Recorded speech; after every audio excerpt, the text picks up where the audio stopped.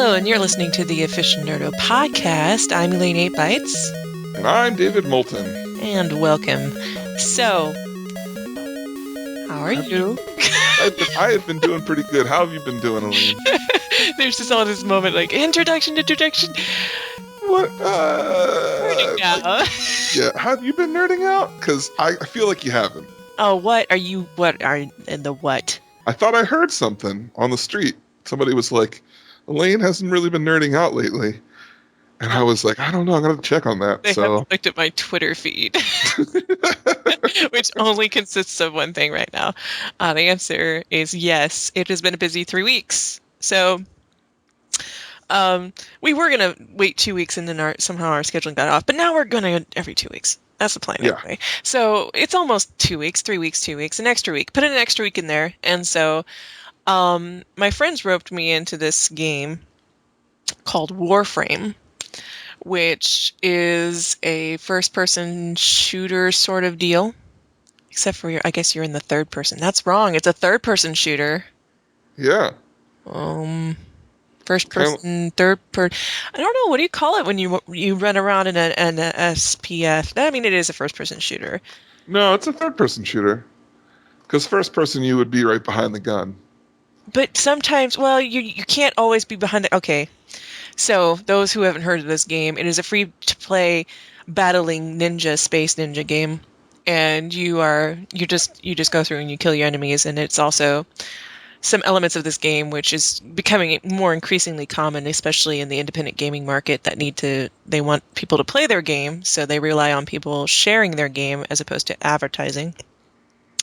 But they want money, and the easiest way to get people to share a game is for no money to be involved of any kind. So it's a free-to-play game, but they have an a la carte system. So what I mean by that is, instead of a monthly subscription or even paying for the game outright, you can play the game for free, and then as you can go through it, and you can either, in this particular game, you can build things through that you collect as you play the game, and then you slowly unlock part of the game due to loyalty and progression. Or if you're impatient, you can just hand them money and they will give you the thing that you want digitally. A la carte. You can mix and match sort of deal. But Warframe itself is a very, very fun game. I've been enjoying it. All my friends are playing it, so they drag me onto it, and I can usually sit and play. I can take a mission. But if anybody who's been friends with me on Steam, you can go look at the amount of hours I put on Warframe. I might be enjoying this game. It appeals to me. It appeals to my goofy side of gaming because you're a space ninja. I mean, that's what you are. And you can run around and do parkour. And you have 3 different weapons, and it's all very nice mix and match sort of feeling. So, and it's also in beta. It has some bugs, but I've been really enjoying it. And you even saw it, and you're like, what's this free-to-play game? Yeah. And I downloaded it, and I played through the, tutorial thing, and I did horrible. Oh. What we should do... No, it really is it is meant to be social. I feel like this is a game that's meant to be... It's a much stronger game for being social. Yeah. You're not meant to play it alone. You can, but really, there's no strong story. There's no single-player story here. Yeah. So it's meant to be a social game. It kind of reminds me of like a horde mode, except for it's mission-based. So I guess another way to equate it would be if you've ever played Spartan Ops on Halo 4. It's kind of similar to that, where it's a mission, but it's you and a bunch of friends against a bunch of bad guys. And I don't know if you actually have to do anything, because I was so far behind and getting lost that I never really saw any of the action as much as I was just like running through rooms with guys spawning randomly until I finally caught up with the people. But it just seems like, you kind of go from one place to another and triggers a quote unquote story point, and then you move to the next room. There is no depth in this game in terms of story. None. Zero. Not what the game's for. But it is a lot of fun. If you can get in with people that you know and socialize, you might see why. In my particular case, it's gold because all my friends are playing it. So Yeah. You get done with your work day and it's 10 p.m., not quite time to go to bed. You got 30 minutes. You sign on Warframe. There's two of your buddies. You guys run something together. You go to bed. Yeah. So anyway, Warframe, enjoying that a lot. And if you know what Warframe is, and you're listening to this and you're like, well, what do you play, Elaine? What do you play? I'm all about the Banshee. So people who know Warframe know what I mean. Banshee love, my favorite. Um, then If you could use a controller with that game, I would be all over it. But you can't. you're a controller user. Then you don't like Yeah. the. See, I actually prefer for a game like that. I actually prefer the keyboard setup. I just don't have the keyboard and mouse history, so it's like brand new to me. I'm really Mm. really bad. I don't have the It's really like. funny that you say that because I was actually thinking about in terms of the problem I'm having with The Last of Us right now, which I'm about to talk about. But going back Oh. to a controller and working a gun with a controller, really bad at it. Really bad at it. So I'd be bad at Halo too, probably. Ah. On the Xbox. Well, tell me about The Last of Us. Oh my god! It's an amazing game. It deserves all the praise that it's been getting. I am, according to the game, halfway through. Oh wow. Um, and the game is stunning. The the story itself is it's very rich. There's tropes. Of course, there's tropes. One thing I like about The Last of Us is that the women are strong. There are no weak women in this world, which makes me very, very happy because I get very, very tired of weak women in gritty situations or women that need to be rescued. Which is interesting to say considering the sidekick, but even the sidekick, even a girl, even though she never stops being 14 or hasn't yet, she's a very capable 14-year-old who still has her flaws. So I'm talking generally about this because I want people to play the game. I want people to go and support Naughty Dog and play this game. If they have a PS3, you should be playing this game. It is zombie. I mean, it is. So if you don't like zombie games, then don't play this game. But it's Um, it's it's a it's a parasite, right? it's actually a fungus. So yeah, Yeah. it is. And they cover this pretty much right off the bat. So it starts out with the outbreak, and Yeah. there's a prologue there that you go through, and then it jumps to 20 years later after the outbreak, and that's the time of the game. So the world is ruined, absolutely ruined, and they're still infected, and it's still a problem, and it's still out there. So you have to deal both with the apocalypse. The problem of the game is, of course, that the world has been wrecked, but it's humans themselves are a problem. So you have to deal a lot with that, and game mechanic wise and level design, it is on a rail. There's only a very few variant path choices that you can take from point A to point B, but you are going to go from point A to point B. It is not open world, as they say. Um, so it's you have a terrain that you need to get through. You have to figure it out. There are a few themes that keep happening again and again, and eventually you kind of figure out that in this game, if something is marked with a yellow object, it's probably the way that you need to go. So, like security tape, or I've seen a yellow blanket. It's interesting. Like, at first, I didn't even pick it up, but that's what they were doing, drawing your eye to an object or an area because of the bright color yellow. Huh. And it was very subtle, but then eventually, yeah, I noticed that every time that I needed to go somewhere, it had something yellow on it. It either had some, a yellow caution stripe, like black and yellow stripes, caution, Yeah. or police tape. Like it's this they were really kind of it was a nice touch that I really liked. And of course you can't the engine, the visuals, when they're telling the story, they don't make you pause. There are cut scenes, right? But there's no loading screens per se. So when there is something loading, when you're going between two levels, what you're doing is you're usually transitioning, walking with the NPCs, and the NPCs are talking to each other, and you're walking down a hallway, or you're inside somewhere, or your vision is very limited.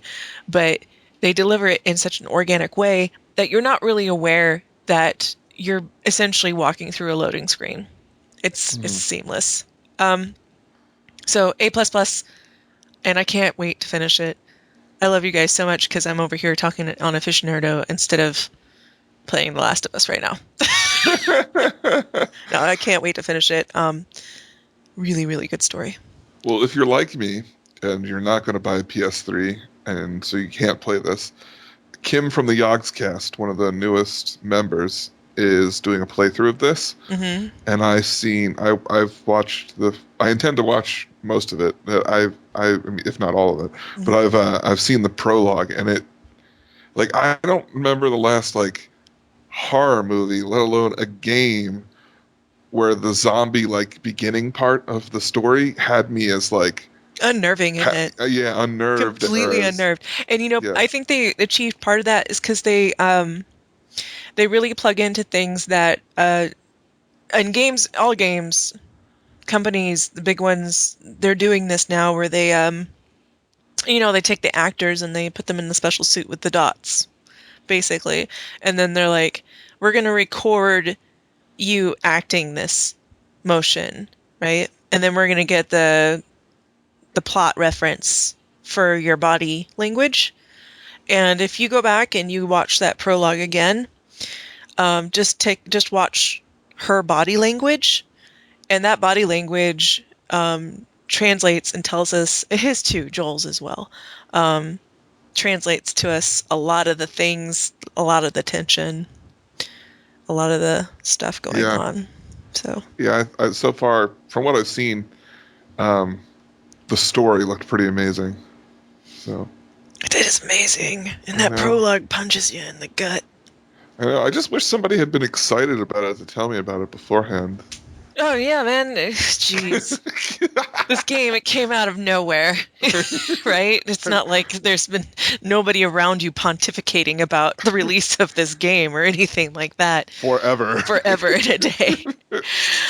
Let's see. There's so much that happened in this basically last month. It's been a big month. Let's see. Of course, I went to go see Star Trek Into Darkness, and you saw it before me, but I did Yes. wrap up and I did go see Into Darkness. No, we'd agreed to not talk about this till you had seen it, and so, well, let's talk about Yes, let's talk about it. um, do you want to start with the good or the bad? it. Man, I don't know. So, just a side note for our listeners, I was invited onto the Sci-Fi Diner podcast, which is the same podcast that had me help them do the celebrity interviews that I mentioned a little bit ago. But they had a special Star Trek Into Darkness episode, and it was their longest episode ever. And it was 5 of us, like, basically dissecting this movie for 2.5 hours. It was so much fun.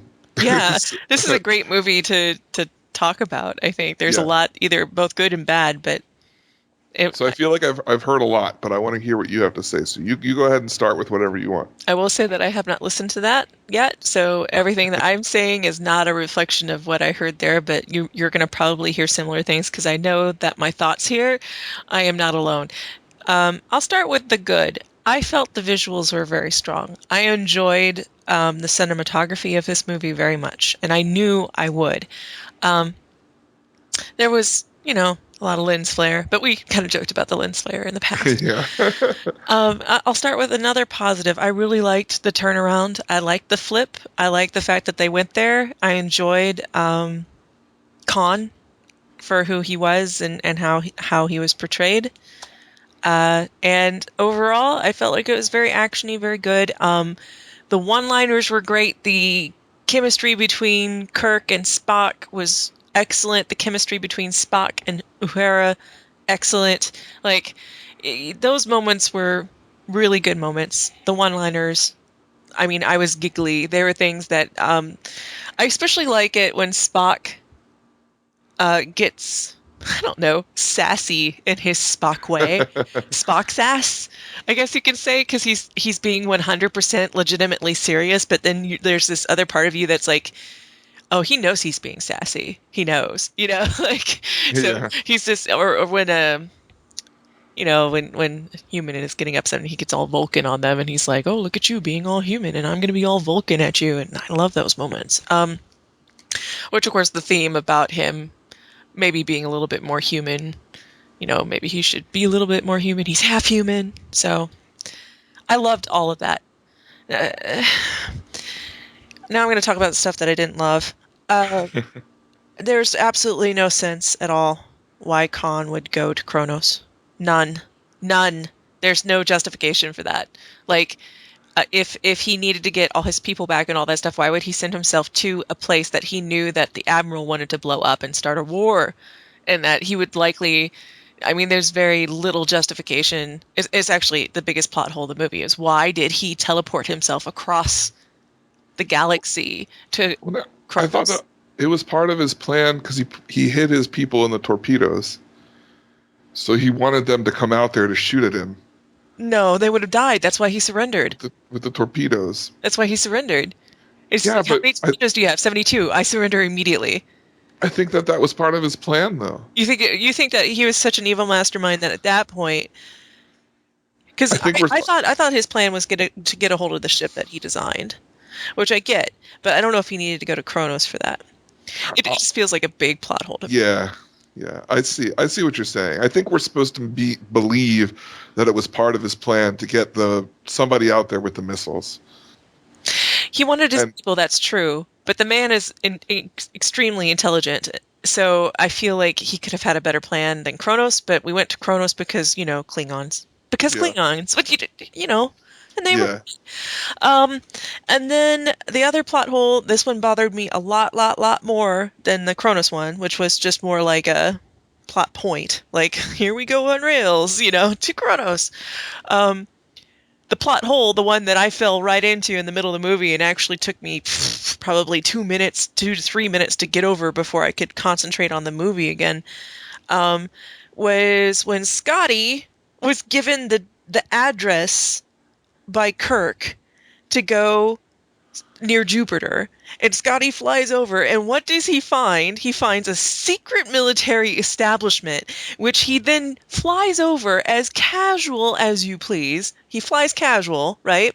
And I'm like, so in this world, in this Star Trek world, is there no such thing as sensors or security or, like top secret military base containing a skeleton crew dark enterprise, and Scotty kind of just drives up in his tiny little spaceship and somehow sneaks in with a bunch of other people and then somehow gets onto the ship. It is so bad. Like that it's I can't get I mean that is like hitting a wall bad. Yeah, I thought about that too. Well, the way that I rationalized as I was watching it was that it was a secret base, but it was still a Starfleet base, and he was in a Starfleet vehicle, so they may not have questioned a Starfleet vehicle flying around the base. Like, I mean, that's pushing the limits, but that's in my mind. I was like, No well, I way. guess they've got people coming in and out all the time, so No, they would have. He can't. It's bad. yeah. I mean, it's a gaping chasm, is what it is. And it's best that stuff. But of course, then it leads to these hilarious moments when we get to see him run as fast as he can across the entire cargo bay, which had me rolling. Like that whole scene, them not cutting away. They're like, "You there yet? I'm working on it." And oh, I loved it. I love that kind of Yeah. humor. It's really great. And then I don't know if I share this because I'm used to seeing this in Star Trek after, watching so much Star Trek, especially. Let's think about Star Trek original series for a moment. What were the women wearing in that series and what were their roles? Yeah. Right? Yeah. So when you're doing a film based off of the original Star Trek series, and that world, and you want it to look like that world, um, you only have so many choices, right? Yeah. Hmm. And not only that, but every main character, with the exception of Uhura, uh, is a guy. But and the first remake also fell under this criticism, but quite a few people feel like there's too much gender equality inequality, sorry, Hmm. in this film. And I can see it in some parts, like gratuitous naked scene for no reason. When I don't know, I don't remember her name. When she just suddenly decides to change her clothes. Yeah. And it's like, and then that's only there so that we can get a bikini shot on her, the actress. And that's it. And it's very, very blatant that that is why.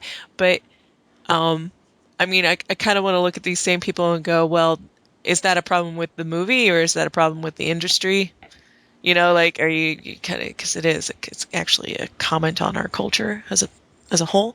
I know Uh, some of the producers, I think, apologized, or one of them did, scriptwriter or something. He was like, well, after I saw it was done, I realized now that it might have been a bad decision. But it's like, you probably didn't think it was that bad of a decision, because I think that scene was like in all of the previews of her just like taking her shirt off. right. It's target audience, you know, like, but, Yeah. but I think, one thing I read for the target audience is apparently they forgot that there are a lot of female Trekkies. A lot of Yeah. female Trekkies.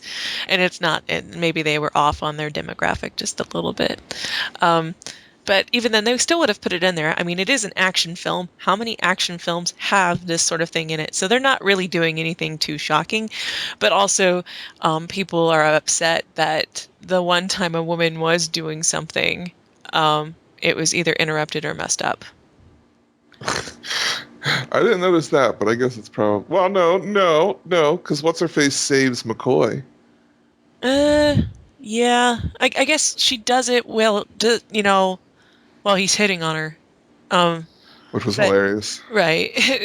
I they're talking, and specifically what they point to is when when Herrera is negotiating with the Klingons, and then even though she's getting through that, the writers then would choose to have her be ambushed instead of completing that scene or showing that her plan could have reached an end that would have been more, I don't know. But this is what people get upset about. So Yeah, there's, people saying that the women didn't get treated fairly in this movie. No, it's just something that comes to yeah. mind. I don't know if it's something that I reflected on after going to this movie. I enjoyed it personally. And Dr. Blonde Boobs got her leg broken. That was pretty gross. Yes. What was she thinking um, when, when, when the Admiral's daughter runs to the bridge and tells her father that she's on the ship? Did she suddenly forget that there were teleporters? Like, I know. like, I'm on the ship. You can't do this. Teleport. Like, what? Yeah, yeah, I knew it was. I was like, oh, okay, great. Let's just forget that this is Star Trek for a moment. yeah, Teleport. yeah. Well, I don't know. The big point of having Dr. Blonde Boobs there was to establish her and Kirk's relationship. So, you know, since she's the mother of his daughter or his son, I'm sorry. Brr, brr, brr. Brr. But okay, here's something that caught my mind while we're on the bad stuff. Admiral RoboCop had all the like all the ships in like on display in his office, Mm-hmm. and it was like I saw that there too, and yeah, it's at the end of that at, at, row, and it's a was top secret thing, and it's like, yeah, what are it you was the doing? Vengeance, and I was Yes, like, wait, what? that's not the Enterprise. It goes the That's Enterprise and then the Vengeance, and I was like, that's obviously the ship we're going to see later. Like, what is it doing in his office? because people are unobservant. You're actually the first person who noticed that. I was like, because I asked all my friends, like, did you see the ship sitting on his shelf? And they're like, no. And I'm like, it was sitting on his shelf. Yeah, it really bothered me. I was like, why does he have this top secret thing in there? And I brought that up on the Sci-Fi Diner podcast, and they were like, well, he's the admiral, so he can just tell people to shut up. And I was like, well, there's lots of admirals. He's not like the president. That's a different person. So if you had to assign out of 5 stars, what would you give Star Trek Into Darkness? 4.5. I would give it 3.5. Really? Yeah. Okay, so I really, really enjoyed this film. And I think I really enjoyed, I mean, I don't think I enjoyed it as much as the first one, because the first one was like so new and everything. But this is the new, or this is what the term that I coined in the other show. That I called it the next generation. Mm-hmm. So, and when you look at it from that standpoint, I thought this was a very successful, very fun, very exciting sequel that made me want to watch it again, and it made me want more. I'll watch it So again. I will view it again. I'm I give it 3.5 because I feel like they could have it is the plot holes that really they did so well on some of the dialogue, and you just they wanted more they did boobs. really good on the Be honest. visuals, right? Yeah, I needed more boobs. Um, but when you have, it seems lazy to me to leave some of the plot holes that they left in. Like the writers themselves should have been like, do we really gonna think that this one's gonna go? So yeah, I'm harsh because mostly because of Scotty flying into a super secret base. No problem. Like I just it's yep, lost a whole star because of that. I My enjoyed it though. my hardest part with the movie was I felt like this that Chekhov and Sulu Mhm. had much smaller roles, Mhm. and I really enjoyed their roles in the first one. I mean, Chekhov really didn't do much in the first one, but he had like several prominent, I always high kind of intense felt bad for speaking roles. Chekhov. You know, like you just Yeah, feel, especially in this movie, he's like, oh, this poor guy. This poor guy's like, this ship is breaking apart, and they're just like, what's happening? And he's like, I don't know. yeah.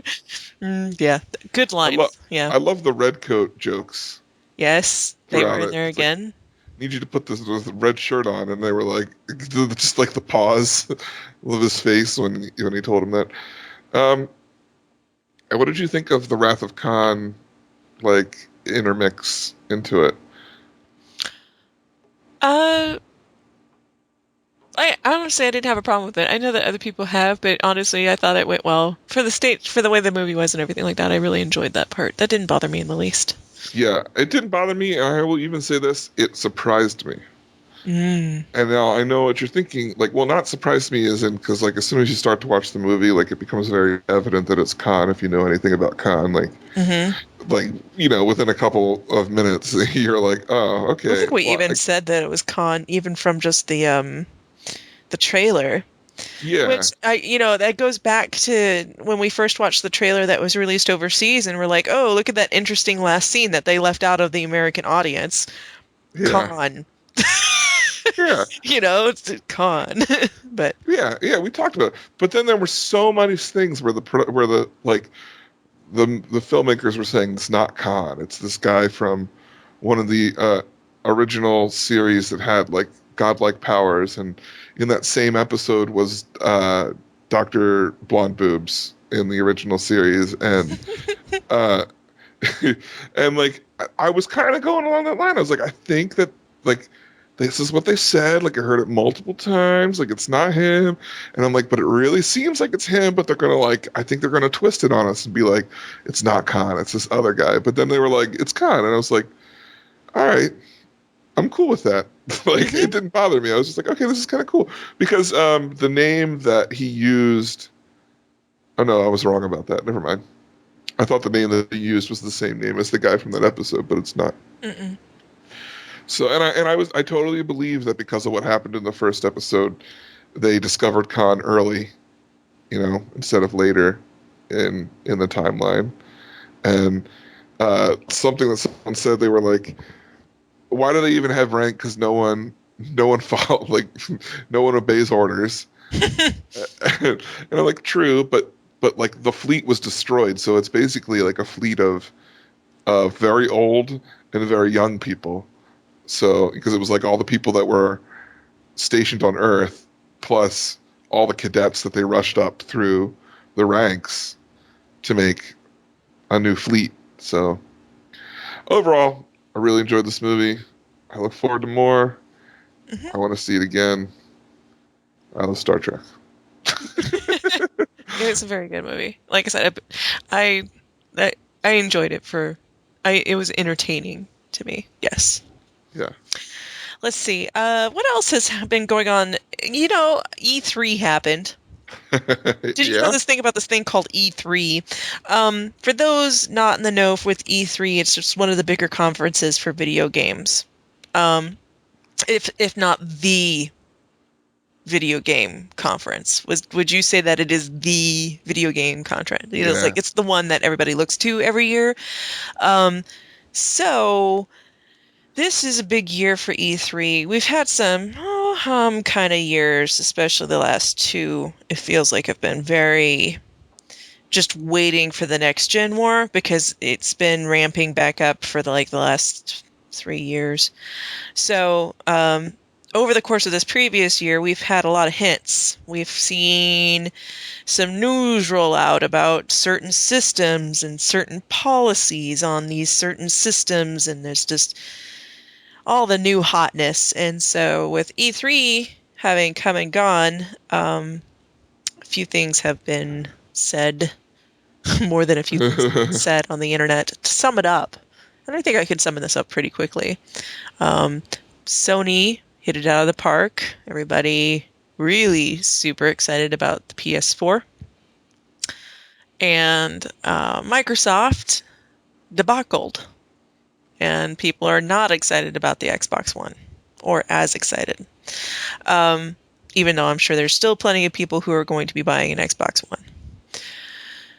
And the price point between these two machines is off by $100, with Xbox wanting $100 more than Sony in general. And Sony, what it has in its pocket besides its system and what they plan to do with it, which I'm not going to go into because that would take an hour or more to compare the system specs. Um, but the summary is that they are going to allow, they're not going to enforce digital property necessarily. They're going to allow, for example, used games. They're going to, which is something that's in contention right now. Like the whole idea that we could go buy somebody's game from them that they've already played and plug it into our machine and actually have it work is a concept that is endangered, you could say. Digital content, digital unlocking. They, you have to buy a new key. Essentially, is what they're doing. This is what they want. And a lot of downloadable content. Certainly, Sony will encourage people to buy keys to buy downloadable content. So Sony is not innocent in this, but they are not doing what Xbox is doing or what Microsoft is doing, which is they're selling their package system altogether at this point with the Kinect. And the Kinect is always on. And Microsoft is non-committal at this point, so they might change their mind. But the theory is that they're going to pull a you always have to be on the internet in order to use it. Well, they were saying that you had to be on once every 24 hours in order to play games. Like, and that was in order to, uh, like, register all your licenses every 24 hours. Now, since you've kind of gone over the basics, I just want to bring some breaking news to Aficionerdo because this came out literally minutes before we started Skyping, and I read it right before, and I was like, Oh, "It's nice. kind of big breaking news for this." So the big thing with Xbox is uh, they've been saying uh, you can't sell your games, you can't take them if you want to take them to a friend's house. You have to have been friends on Xbox for more than 30 days in order to play it on their machine. Uh, you These are if you wanted, bad moves, by the yeah, way. if you wanted to sell your game, you could sell the disc, but then whoever bought the disc then had to also purchase a license to play it. So it was like paying for it kind of twice. And the whole thing, and then they were like, "Well, it's not us, and we're letting that decision the up to the developers if they want to do that, basically opening the door to experiment with this, and they really just want to push you to download everything instead of buying the Hmm. discs, which I will get into my thoughts on that in a moment. But before we go any further, 1 hour ago there was a post from Microsoft that I found through Mashable, and I'm just going to read it because I think that's the easiest way to go. Hmm. As a result of feedback from the Xbox community, we have changed certain policies for Xbox One. Don Matrick, president of Interactive Entertainment Business at Microsoft, wrote on his blog. So today I'm announcing the following changes to Xbox One and how you can play, share, lend, and resell your games, exactly as you do today on the Xbox 360. Here's what that means. An internet connection will not be required to play offline Xbox One games. After a one-time system setup with a new Xbox One, you can play any disc-based game without ever connecting online again. There's no 24-hour connection requirement, and you can take your Xbox One anywhere you want and play your games just like on Xbox 360. Trade in, lend, resell, gift, and rent disc-based games just like you do today. There will be no limitation to using and sharing games. It will work just as it does today on the Xbox 360. In addition to buying a disc from a retailer, you can also download games from Xbox Live on day of release. If you choose to download your games, you will be able to play them offline just like you can today with other Xbox games. Mm-hmm. Xbox One games will be playable on any Xbox One console without any regional restrictions. Mm-hmm. These changes will impact some of the scenarios we previously announced for Xbox One. Sharing games will work as it does today. You will simply share the disc. Download titles cannot be shared or resold. Playing disc-based games will require the disc to be in the tray. We appreciate your passion, support, and willingness to challenge the assumptions of digital licensing and connectivity. While we believe the majority of people will play games online and access the cloud for both games and entertainment, we will give consumers the choice of both physical and digital comment. We have listened and have heard loud and clear from your feedback that we want the best of both. That you want the best of both worlds. Yeah. Thank you again for your candid feedback. Our team remains committed to listening and taking feedback regarding our product. Right. And here's what people are really saying to Xbox is that when we buy a gaming system, we don't buy parents. Yeah.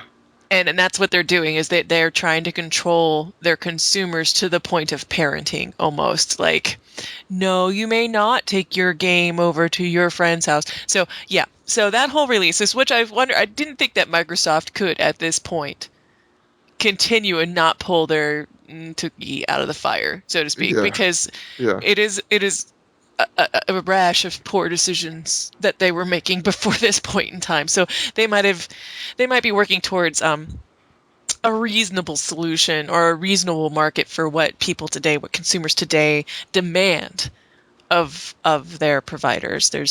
It's almost like when Microsoft was doing all of this, I want to be like, did they learn nothing from EA? Didn't we just go over this with SimCity? Yeah. Like, requiring people to be online to play video games is an unreasonable requirement. Yeah. Period. Now, I understand if you need them to get online to register, if you're going to force somebody to register their digital content or activate their system, I think that's generally accepted at this point. We have registry unlock all the time, right? Mm-hmm. For the system, for the game.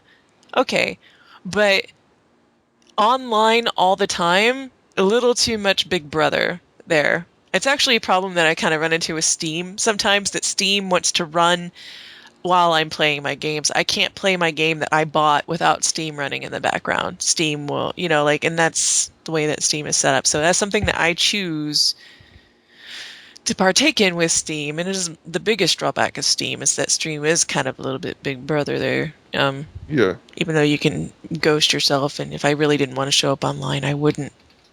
But Steam itself is still paying attention to what I'm playing and how long I'm playing it. Well, it's just like Xbox Live. I mean, basically, I'm used to that part. Here's the thing. I didn't care about the being online all the time thing sucks, especially since they wanted you to maintain a certain level of internet connectivity that required like a higher speed that some people can't get.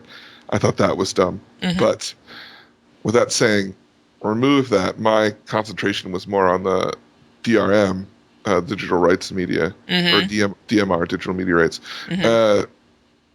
and how that was working with trading in games and such and such. There's a couple infographics that are going around, and I want people to be careful about this. As people hype up things, especially about online access, what things can be hacked, they're same sort of wild concern people have about their webcams being hacked and them being watched without them knowing. People are concerned that the Kinect itself can be hacked and people can spy into your house. And yes, I'm sure somebody can, but be aware about what you're plugging in and all that stuff. But there's an infograph that I saw that a friend gave me, and like, what do you think about this? Is there any truth to this? I'm like, well, the truth is that yes, the Xbox One is meant to work with the Kinect, and it's so that it can have voice activation and all this stuff. But that same infograph had things like the Kinect will recognize facial patterns and will know when a non-paying subscriber is in the room and won't Yeah, show the that's not true. content. And I'm like, Yeah. okay, you think you have to step when you see things like this, one, go to sources and start reading up on the thing that you're concerned about instead of relying on an infograph to do your thinking for you, Yeah. especially an alarmist one. And this could be for anything that you ever encounter, by the way, not just video game news. Well, But I know, the more you know. So, um, but two, let's say that you're just a gaming enthusiast listening to this podcast. I don't know why you would be listening to this podcast. It's not like we ever talk about games. But let's just say that you saw this infographic and like you have to think about the company. Like you think about the consumer as well. If that were true, if they were really going to do that, who's going to buy their product? yeah. I Yeah. mean, like Microsoft, obviously, and as you just displayed, is going to have a concern about what people think about them as a company. Yeah. And um, I don't think people and consumers as a whole are going to really want to open the whole door of allowing a company to have a camera into their room so that they can have face recognition so that they can have their content blocked Yeah. because they were showing it to their friends. You know, that the Kinect thing didn't even really bother me because cameras aren't everything. I'm just like used to that. I'll just put a pillowcase over it. Yeah, or don't plug it in. There's something saying that the Xbox One won't function without the Kinect connected to it. What? Yeah, Well, whatever. Put a sheet over it. right. No big deal. Pillowcase. Yeah. Yeah. I'm like, it's like, all right, Xbox, if I really wanted one, which I'm probably not gonna do at this point because I mean I have one, but I've been a Sony follower, Nintendo, Yeah. so it's like, I, there comes a breaking point. Am I gonna collect all three companies worth of consoles? No, Yeah. I don't have that kind of money. Um, Yeah. and even then, Nintendo's kind of dropped out of the running, so it's just pretty much Sony in this house right now. And so yeah, just keep up with the news. And basically, these next gen consoles are all going to be heavily internet related and really pushing Steam. Sorry, I say Steam. What I mean to say cloud. And that's because everything is pushing digital content cloud. It's going to become less and less about going out and buying something. It's going to be becoming more about buying your digital content and Yeah. owning the key anyway. So, I think that's better. Okay, what I've been trying to get to, that my concern was with the what the having not being able to trade the disc was going to do to the box stores. And I have a friend that owns a video game store, and I know that he was kind of like, "This is ridiculous," like this is going to totally change business for me completely mhm, in a bad way, or it could. It may it not, will. but it could. It is. So But so the fact that they reneged on that is good. My thing is I was like, well, that's bad for the stores. One, because like it's going to put GameStop out of business practically, oh yeah, except for Nintendo and PlayStation might keep them open. But don't see a lot of used bookstores anymore either, do you? right, exactly.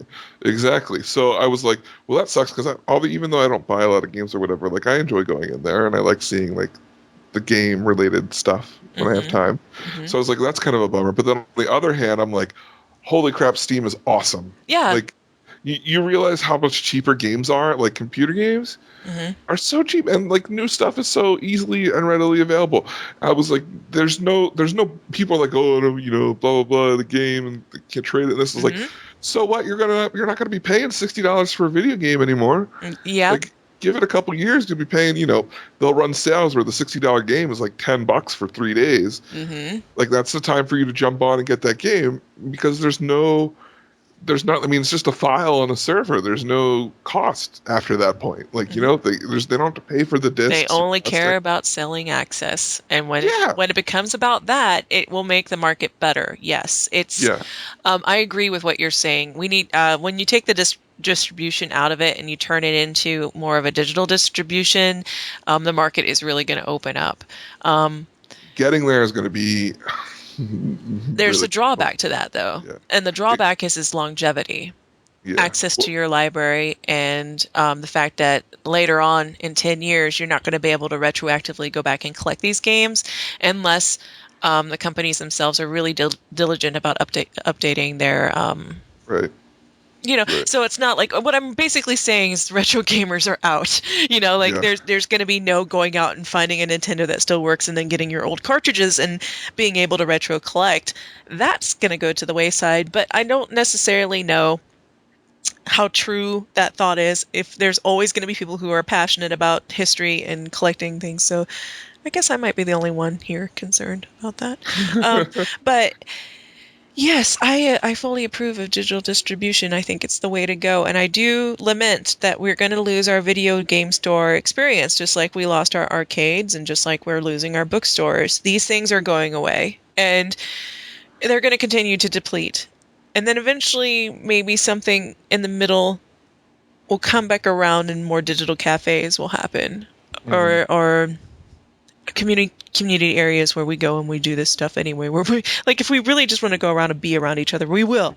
You know, But when it comes right down to it, if it's coming down to the exchange of this disc, this plastic, I mean, we're not listening to 8 tracks anymore either. Yeah. So I'm with you. This is the way that it's going. Less stuff, more information. That is the way forward at this point. Um, Moving on, wrapping up. Yeah. Basically, and I know we haven't even gotten to your nerding out yet. We're just talking about all this stuff that happened. I played Settlers of Catan. I loved it. I'll save my thoughts on that for another day. And then there's a couple things that are happening just generally around us that people are probably freaking out about right now. Man of Steel. Yep. Here it is. And Yeah. also, by the time that this hits the YouTubes, World War Z. There it Hmm. is. Go get your zombie on. More zombie on because, for as sick as some people are of zombie apocalypse, culture is not sick of it yet. It is big. And so there's Yeah. another movie out. Another zombie movie, which I'm going Here to it go see. comes. So, yeah. Yeah. Maybe I'll go see that this Saturday. I think it's more likely that I'm going to see World War Z before I see Man of Steel. Yeah. Uh, I might go see World War Z this weekend as well. I, Oh, very good. Maybe we'll talk I, about that next time. yeah. I'm not. I had a friend I had plans to do something with, and he suggested it, and I was trying to get him to go see Star Trek, but like I'm not like pumped for World War Z.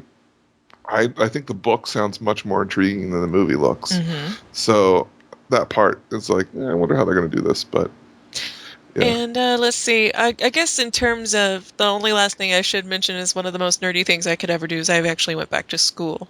So I'm in Ooh, college again. Hooray! hooray! Hooray! What's this one for? This one is I'm going to go for graphic design.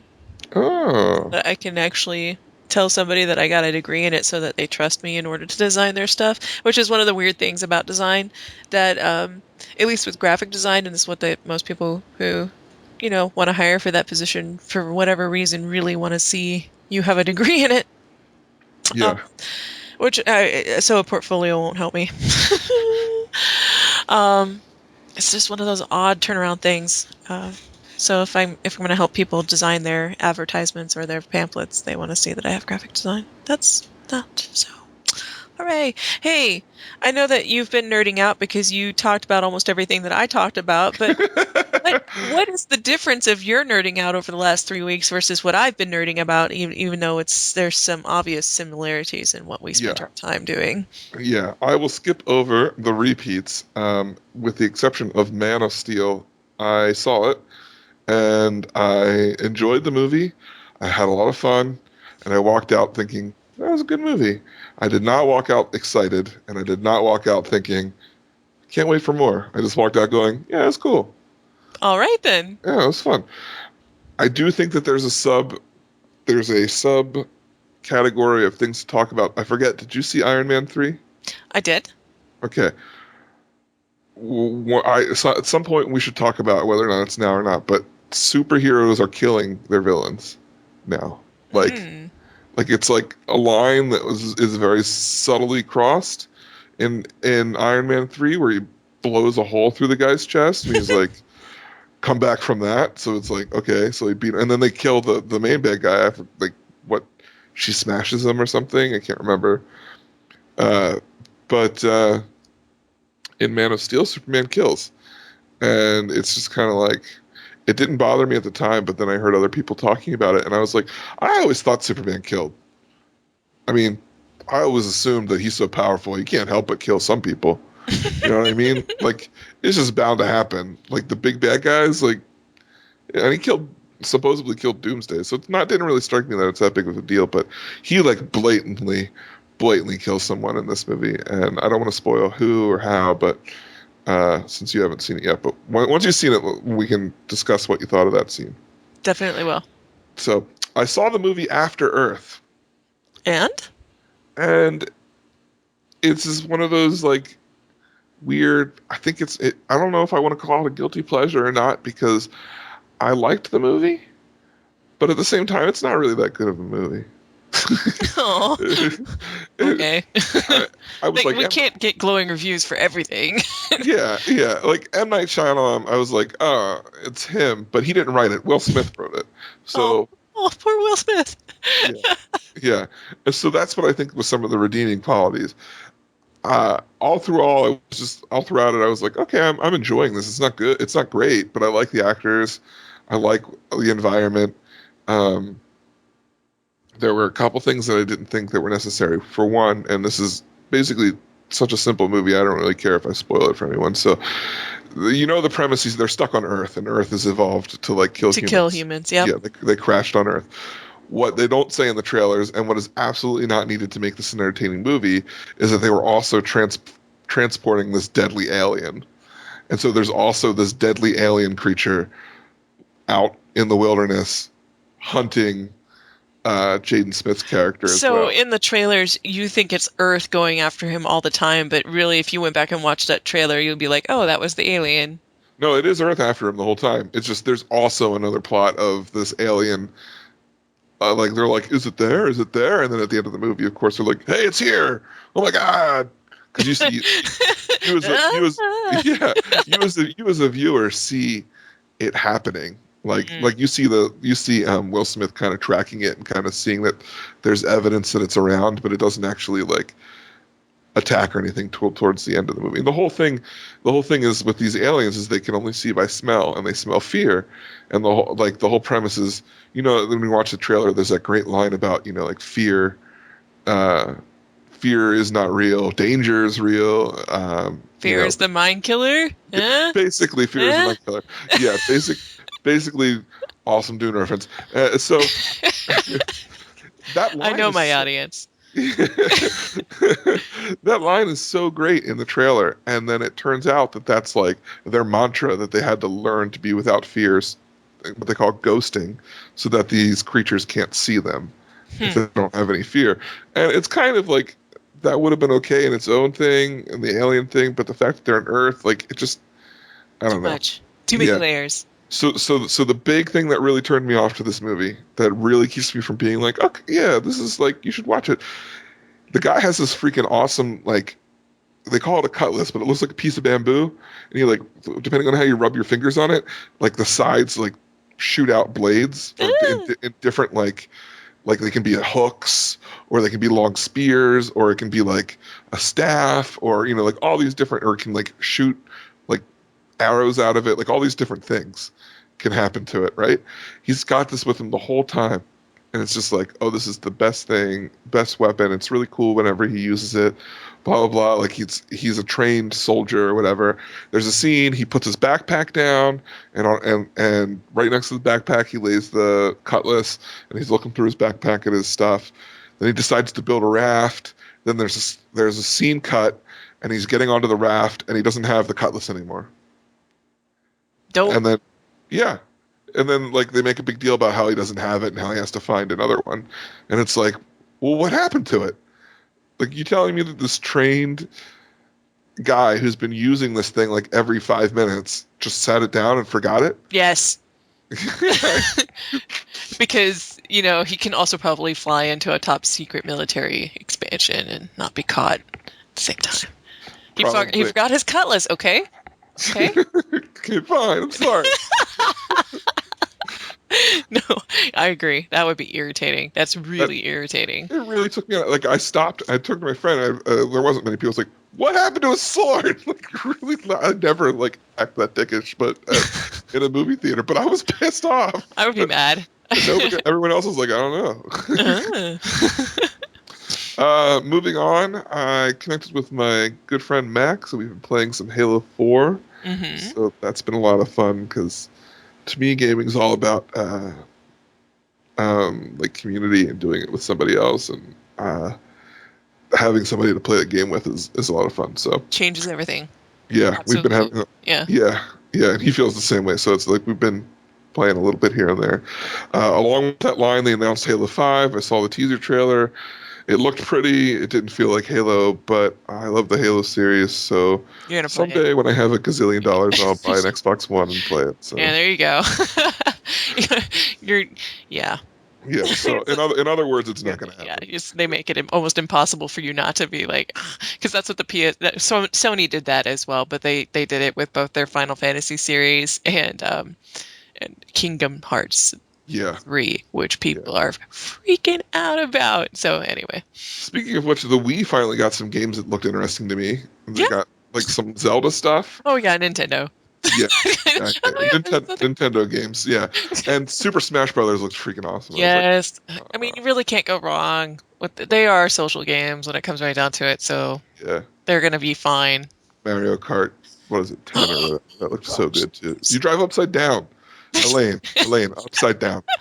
I will get my hands on it one way or another. Moving on to things that I've been watching. I wrapped up the Justice League and watched Justice League Unlimited, which is the sequel series. Overall, it was okay. There was one really cool episode that was basically an episode of Batman Beyond that I thought was really, really cool. But other than that, like it was kind of like it was just okay. But I moved on to Batman the Brave and the Bold, which I thought looked really, really stupid, and it turns out to be completely awesome. Well, that's how So it goes sometimes. You're like, oh man, it's awesome. And now I yeah, have to finish it. yeah. I was like, I'll just watch this because I don't know what I want to watch, and I've heard, like, I've been hearing on like all the nerd circles that it's like really, really cool, and I was like, it just looks so stupid. It's just like classic, like what's the old TV series like that kind of look, uh, and I was like, I don't know how I feel about this. I watch it. In one, it's hilarious. Batman's a complete smartass in it. He makes fun of all the other superheroes. Every episode, he's teaming up with another hero. Is he channeling a little bit of Jerk Spider-Man? I think he's channeling Jerk Spider-Man. But Okay. then it's also ridiculous. It's like it's that old style um, Batman the TV show. Oh, Uh, really?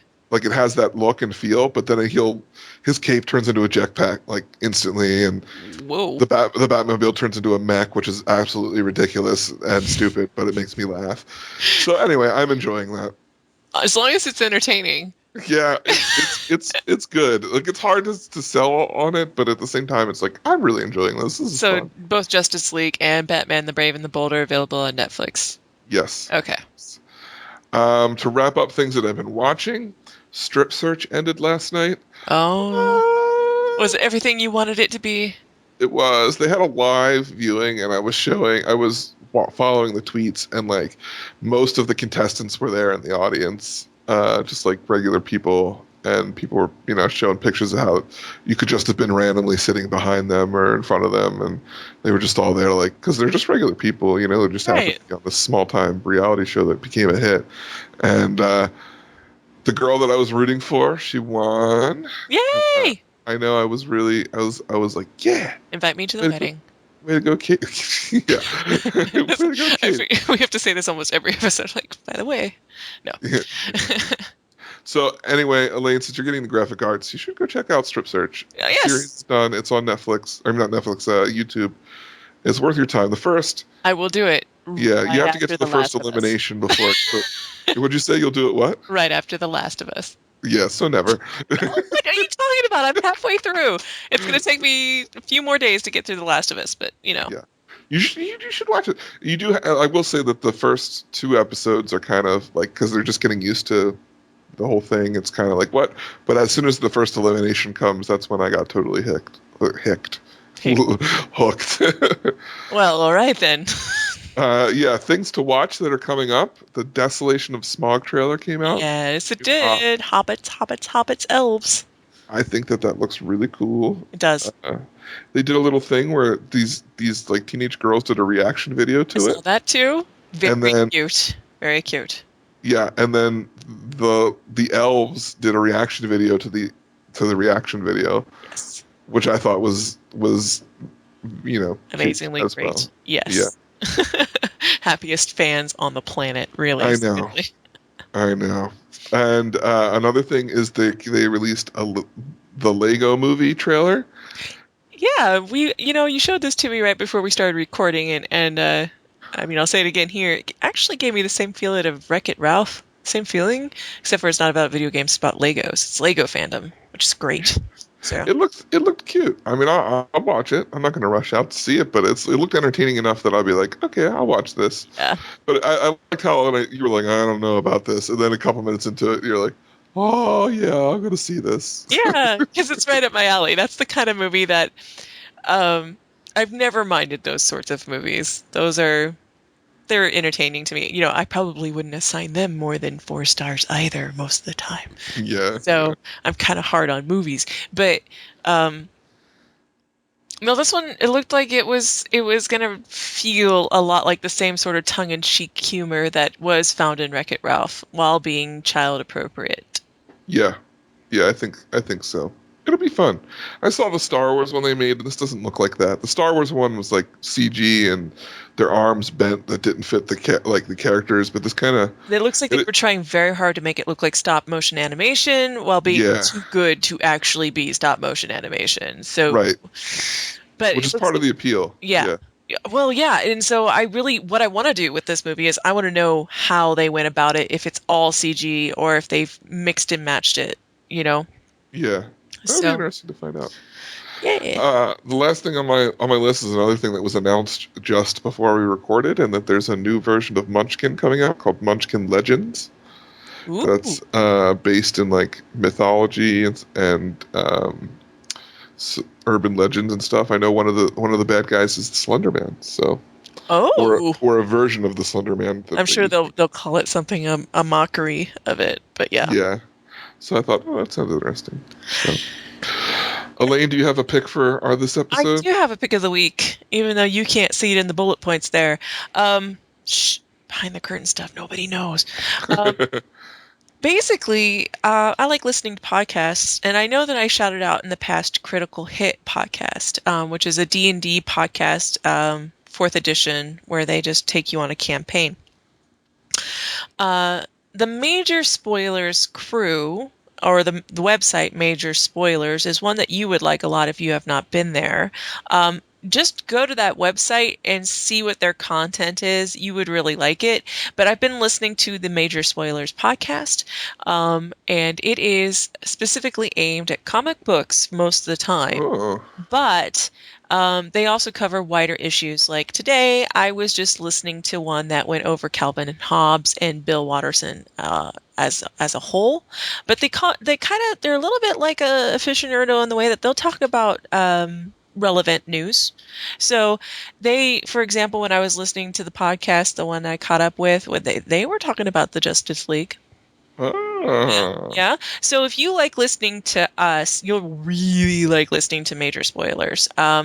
So you just go to Google and type in Major Spoilers, and that will take you to their podcast. They have more than 5. They have a lot of different kinds.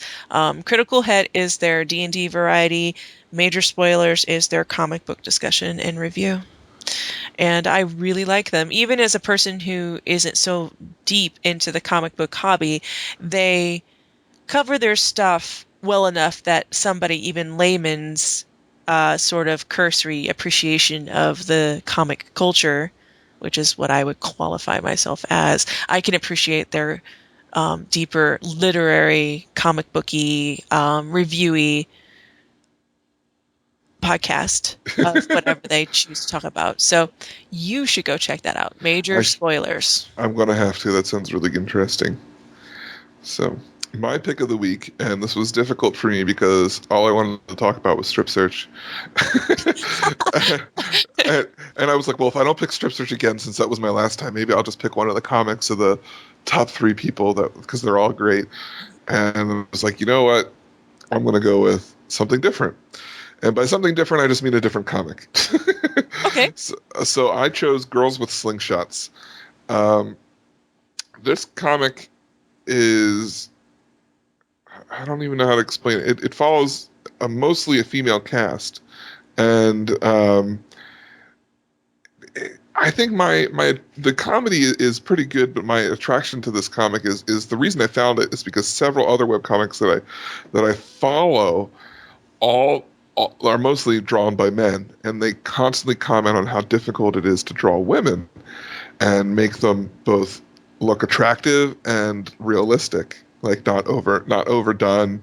And another thing is to also be able to draw uh, different sizes of women and make them again look attractive and not look negative, but Mhm. look good.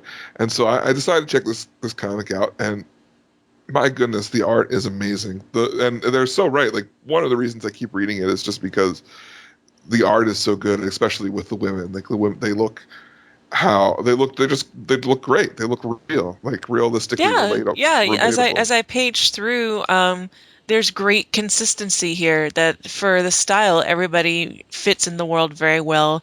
So as you see different people, they all have different qualities about them. Very consistent, very nice artwork. This is very, very good. Yeah, and it's entertaining.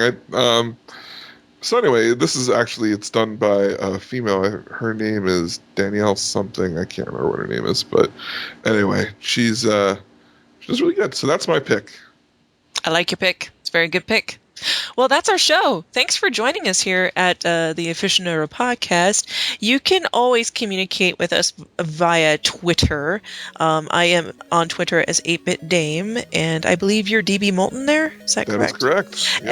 And you can also comment below. Let us know what you thought about the things that we talked about this week. And you can also email us at any time at aficionerdo@gmail.com. We'll Yeah, take it. we want to know what your picks are. And Tell we us. always, I don't think there's a time that we've failed to really communicate back to somebody who has communicated to us. We love hearing from you, so talk to us. We're here. We're real people. Ah. Yeah. So I'm Elaine 8bytes, And I'm David Moulton. and we'll see you later. Bye-bye. Bye.